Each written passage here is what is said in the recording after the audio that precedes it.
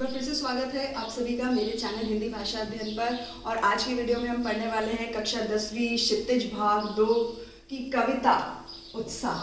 ये जो रचित है सूर्यकांत त्रिपाठी द्वारा रचित है। सूर्यकांत त्रिपाठी निराला कवि का पूरा नाम है। तो कविता को शुरू करने से हम आइए पहले थोड़ा सा जान लेते हैं कवि परिचय के बारे में। देखिए, कवि जो हैं सूर्यकांत त्रिपाठी निराला, उनका जो जन्म हुआ है वो है 1899 में। 1899 में उनका जन्म हुआ बंगाल के महिषादल में। और इनके जो भाषा ज्ञान थे, इनका जो परिवार था वो बहुत गरीब परिवार था। इनको एकदम स्कूली शिक्षा या बहुत अच्छे से शिक्षा वो इन्हें नहीं प्राप्त करवा सकते थे, स्कूल नहीं भेज सकते थे। तो इन्होंने जो है अपने स्व अध्ययन से, अपने आप से जो भाषाएं इन्होंने सीखी वो संस्कृत, बांग्ला और अंग्रेजी थी। हिंदी तो जो है वो मदर टंग थी, इसीलिए उन्हें आ गई, लेकिन स्व अध्ययन से उन्होंने कौन सी भाषाएं सीखी? संस्कृत, बांग्ला और अंग्रेजी। स्व अध्ययन का मतलब है खुद पढ़ कर सीखना। उसके बाद इनका जो देहांत है वो 1961 में हुआ। और इनकी जो मुख्य रचनाएं हैं, रचनाएं मतलब जो इनकी मुख्य कविताएं या जो लेख इन्होंने लिखे हैं वो है अनामिका, परिमल, गीतिका, कुकुरमुता।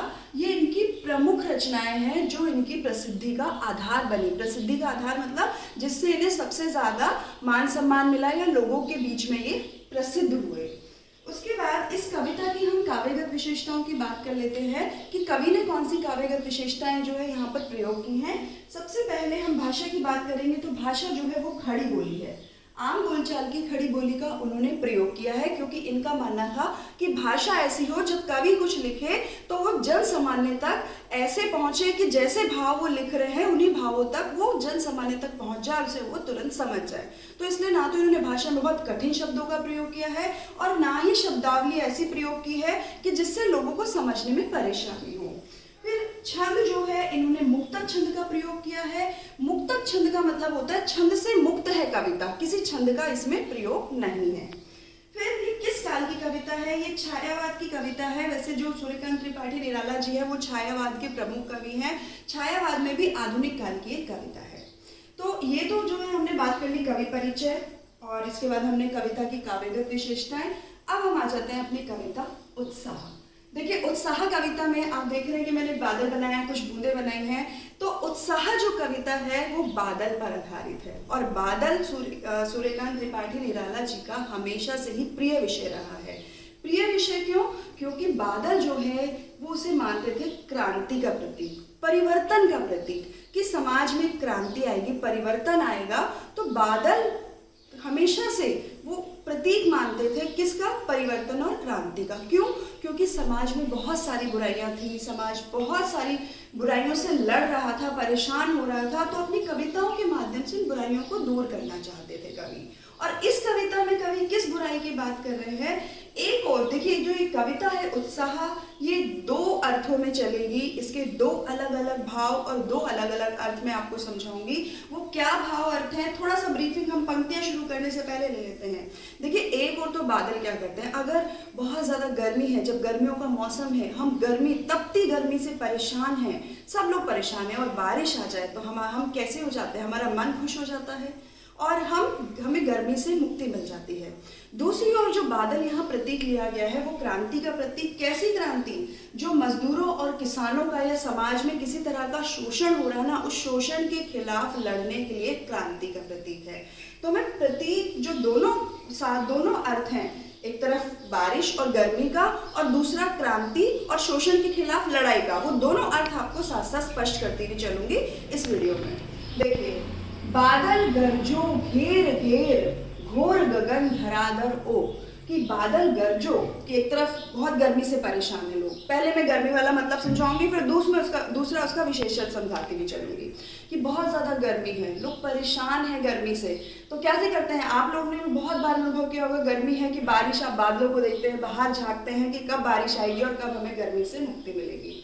तो पहले गर्मी से परेशान लोग क्या कर रहे हैं कि बादल गरजो, क्योंकि बारिश आने से पहले थोड़ी गर्जन होती है, थोड़ी बिजलियां चमकती है, तो वही कहा जा रहा है कि बादल गरजो घेर घेर मतलब पूरे आसमान को घेर के, घेर घेर घोर घोर मतलब पूरी तरह से आसमान को जो है घेर लो, बादलों से भर लो उसको, क्योंकि जितना ज्यादा बादल आएंगे, जितने उमड़ेंगे, उतनी तेज बारिश होगी, उतनी जल्दी गर्मी से मुक्ति मिलेगी। तो घेर घेर घोर गगन धराधर, धराधर यहाँ पर बादल के लिए आया है, बादल के लिए कि धराधर ओ, कि धराधर मतलब बादल बरसो, पूरा जो है आसमान भर लो तुम, चमको, बिजली चमको, गरजो, लेकिन बरसो। इसके बाद ये देखिए, अब इन्हीं पंक्तियों की, इन दोनों पंक्तियों का मैं दूसरा अर्थ स्पष्ट करती हूँ। दूसरा अर्थ क्या है कि लोगों को उत्साहित कर रहे हैं, जो किसान या पूंजीपति, जो मजदूर हैं, जो किसान हैं, मजदूर हैं, उनका शोषण किसके द्वारा किया जा रहा था? जमींदारों द्वारा या पूंजीपति वर्ग द्वारा। तो यहाँ पर बादल जो है वो किसका प्रतीक है? वो बादल प्रतीक है मजदूरों का और किसानों का, जो शोषण के शिकार हैं। और कभी उन्हें उत्साहित करने की कोशिश कर रहा है कि तुम जो है वो लड़ो, आवाज उठाओ अपने शोषण के खिलाफ। और घेर घेर घोर गगन मतलब एक साथ होकर, सारी मजदूर, सभी किसान वर्ग एक साथ, एक एकता लाओ और एकता के साथ में जो है लड़ो। और जब एक साथ लड़ोगे ना, तभी तुम्हें सफलता मिलेगी। अब यहाँ पर देखिए, मैं एक अलंकार भी बता दूं, घेर घेर जो ये दो शब्द एक साथ आ रहे हैं, यहाँ पर पुनरुक्ति प्रकाश अलंकार का भी प्रयोग हुआ है। क्योंकि जब कविता का काव्य सौंदर्य आ जाता है तो उसमें जहाँ अलंकार आते हैं तो कई बार आपसे अलंकार, रस, छंद, इन पर प्रश्न पूछ लिए जाते हैं। तो यहाँ पर घेर घेर में पुनरुक्ति प्रकाश अलंकार का प्रयोग है। अगली जो 2 पंक्तियां हैं ये बादल पर ही आधारित हैं, जिसमें बादल का मानवीकरण किया गया है। मानवीकरण मतलब बादल को एक बच्चे के समान या एक बच्चे के बालों के समान प्रतीत किया गया है। देखिए, ललित ललित, यहाँ पर भी मैं एक बार फिर से बताना चाहूंगी कि ये जो ललित ललित शब्द है, यहाँ पर भी पुनरुक्ति प्रकाश अलंकार का प्रयोग है, क्योंकि पुनरुक्ति प्रकाश में एक ही शब्द की आवृत्ति 2 बार होती है और अर्थ समान होता है। ये भी ध्यान रखने की बात है कि काले घुंघराले, कि जैसे देखिए बादल आपने देखे होंगे, बिल्कुल काले बादल इस तरह से आसमान को घेरे रहते हैं जैसे कोई घुंघराले काले बाल हो। तो वो उन घिरे हुए काले बादलों को किसके समान बताया जा रहा है? एक छोटे बच्चे के घुंघराले बालों के समान बताया जा रहा है कि ललित ललित काले घुंघराले बाल कल्पना कैसे पाले। बाल कल्पना मतलब कल्पना की जा रही है, ये एक बादले के जो आसमान में काले बादल घिरे हुए हैं, घुंघरालू लग रहे हैं, वैसे लग रहे हैं किसी छोटे से बच्चे के बाल हैं और एक छोटा बच्चा है और घुंघराले उसके बाल हैं, तो बड़ा ही प्यारा लगता है। तो ऐसे ही वो बादल बड़े सुंदर और प्यारे लग रहे हैं। फिर विद्युत छवि उर्मे, विद्युत छवि, विद्युत मतलब बिजली, जो बिजली चमकती है। छवि का मतलब ऐसे होता है परछाई, लेकिन यहाँ पर छवि मतलब भरना, कि विद्युत छवि उर मतलब होता है हृदय। विद्युत छवि उर में कवि नव जीवन वाले, कवि क्या कह रहे हैं बादलों को कि अपने उर में, अपने हृदय में जो है बिजली भर लो। बिजली यानी कि यहाँ पर बादलों का मानवीकरण है। बादल कोई इंसान तो नहीं जिसका हृदय और अपने हृदय में वो बिजली भरेगा या उत्साह भरेगा, तो यहाँ पर बादलों का मानवीकरण किया गया है कि विद्युत छवि उर में कवि नव जीवन वाले, कि अपने उर में, अपने हृदय में बिजली चमकाओ और बरसो। वज्र छिपा नूतन कविता, वज्र, वज्र मतलब होता है पत्थर, कि पत्थर के समान कठोर हो जाओ, मतलब अपने निश्चय को दृढ़ कर लो और बरसो। देखिए, एक तो यहाँ पर अर्थ हो गया इन 2 पंक्तियों का कि पूरी बिजली, अच्छे से बिजली कड़के और खूब बारिश हो, और खूब बारिश हो और लोगों, और नूतन कविता मतलब लोगों के नए जीवन में, नए जीवन का संचार हो लोगों के अंदर। और दूसरा अर्थ जो है यहाँ पर क्या है, वो दूसरा अर्थ है मजदूरों और किसानों के लिए या उन शोषित वर्ग के लिए जो किसी न किसी कारण से समाज में प्रताड़ित किए जा रहे हैं, शोषण के शिकार हो रहे हैं। तो विद्युत छवि उर्मे कि बिजली की तरह अपने अंदर क्रांति भर लो। जैसे बिजली चमकती है ना एकदम घड़ाघड़, लोग डर जाते हैं, वैसे ही क्रांति अपने मन में भर लो और कवि नव जीवन वाले, और क्रांति इतनी हो कि तुम्हें नया जीवन मिले ही, मतलब तुम्हें शोषण से मुक्ति मिल जाए। वज्र छिपा नूतन कविता, और तुम्हारे इरादे कितने मजबूत हो, पत्थर के समान मजबूत हो। वज्र छिपा मतलब पत्थर के समान मजबूत हो। और नूतन कविता, नूतन कविता मतलब नई कविता, कि नई कविता से यह मतलब है कि तुम्हें नया जीवन मिले, तुम्हें शोषण से मुक्ति मिल जाए और तुम्हें अपना एक नया जीवन मिले जिसमें तुम बिना शोषण का जीवन जी सको। फिर भर दो बादल गरजो, कि फिर भर दो मतलब बार बार जो है तुम बरसो।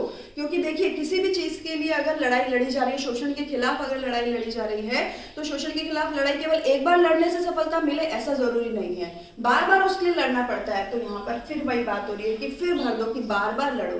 और वैसे ही अगर बारिश का मौसम है, बहुत ज्यादा गर्मी, एक बार बारिश आने से क्या हमें गर्मी से मुक्ति मिल सकती है?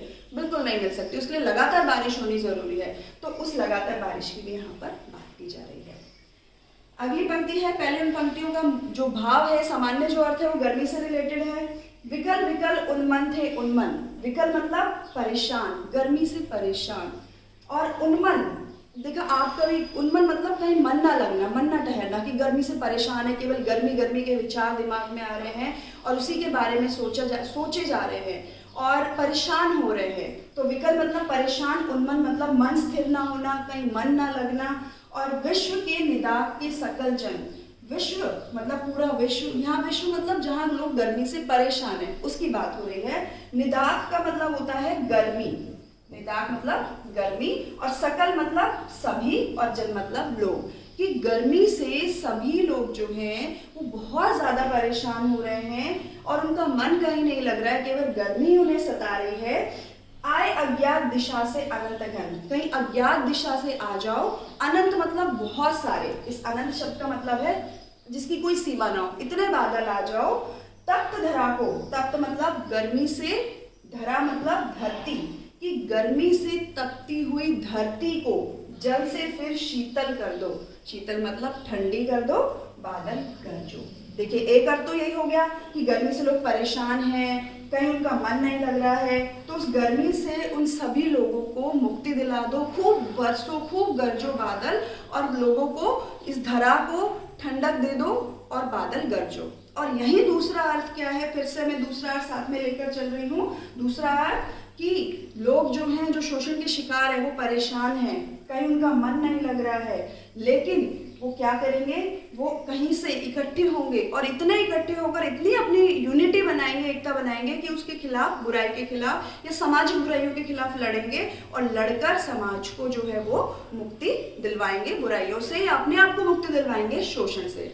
तो देखिए एक तरफ तो ये कविता बादलों को किस लिए आह्वान कर रही है, कि बादलों का आह्वान करे ताकि गर्मी से मुक्ति मिल जाए, गर्मी से मुक्ति मिलेगी तो धरा जो है ठंडी हो जाएगी, हमें भी ठंडक मिलेगी, वो बात की जा रही है। दूसरी तरफ शोषण के शिकार लोग या समाज में जो भी बुराइयां हैं ना, उनको यहाँ पर दूर करने की बात की जा रही है। और वो बुराइयां कब तक दूर नहीं हो सकती, जब तक हम अपने मन में इरादे पक्के नहीं करेंगे, और तब तक हम उन बुराइयों के खिलाफ नहीं लड़ सकते हैं। और एकता बहुत जरूरी है, किसी भी कार्य के लिए कोई एक व्यक्ति सफलता हासिल नहीं कर सकता है, सबका मिलकर एक साथ जो है कदम उठाना बहुत जरूरी है।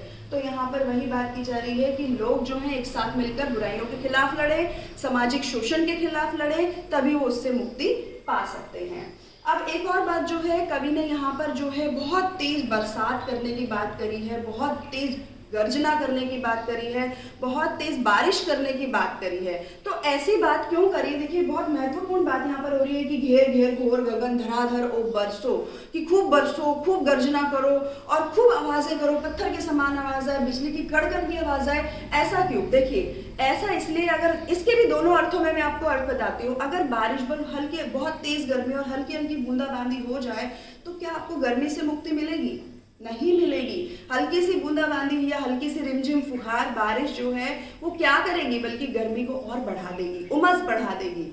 ऐसे ही अगर किसी शोषण के खिलाफ आप लड़ रहे हैं, किसी बुराई के खिलाफ लड़ रहे हैं, अगर आप एकजुट नहीं हैं या छोटी मोटी सिर्फ आपने कुछ बोला और आप शांत बैठ गए, तो वो बुराई कभी दूर नहीं होगी, बल्कि वो और ज्यादा बढ़ जाएगी, कि लोग अवेयर हो जाएंगे, लोग जागरूक हो जाएंगे, जिनके खिलाफ आप लड़ रहे हो वो आपके खिलाफ फिर से आगे के कदम उठा लेंगे। तो इसीलिए जो है एकजुट होकर लड़ना बहुत जरूरी है। तो मुझे उम्मीद है कि आपको जो है मेरी ये कविता जो मैंने आपको समझाई बहुत पसंद आई होगी। मेरी ये वीडियो पसंद आए तो इसे लाइक ज़रूर करें, अपने दोस्तों के साथ शेयर करें और कमेंट करके ज़रूर बताएं कि मेरी ये वीडियो आपको कैसे लगी, और मेरे चैनल को सब्सक्राइब करना ना भूलें। धन्यवाद।